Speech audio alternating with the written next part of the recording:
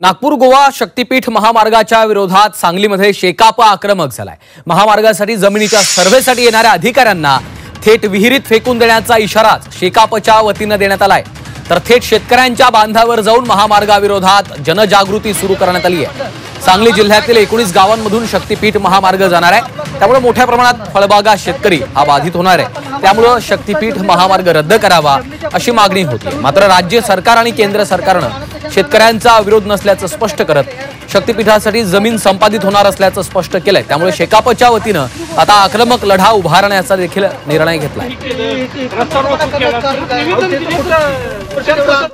मागणी नसलेला आणि रत्नागिरी नागपूर राष्ट्रीय महामार्गाला समर असा गरज नसलेला बड्या भांडवलदारांना कॉन्ट्रॅक्टदारांना मोठा करणारा हा महामार्ग शक्तीपीठ महामार्ग हा जो आमच्या सांगली जिल्ह्यातून त्यांनी नवीन करण्याचा जो घाट घातलेला आहे हा राज्य सरकारनं त्वरित थांबवा।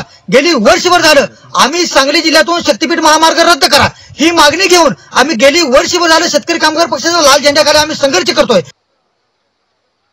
त्यामध्ये आपले द्राक्षबाग, विहीर आणि टोटल अगदी काळीभोर जमीन यामध्ये बाधित होत आहे। आम्ही ह्याच्या अगोदर प्रांताधिकारी, कलेक्टर साहेब, तहसीलदार साहेब यांना बरेचशा हरकती दिल्या।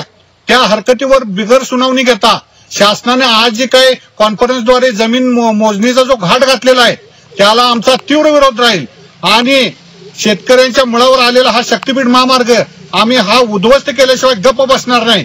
माझ्या बरोबर जे शेतकरी आहेत त्यांची सुद्धा हीच व्यथा आहे आणि त्यांच्या सुद्धा अशा सोन्यासारख्या जमिनी त्या रस्त्यामध्ये बाधित होणार आहे।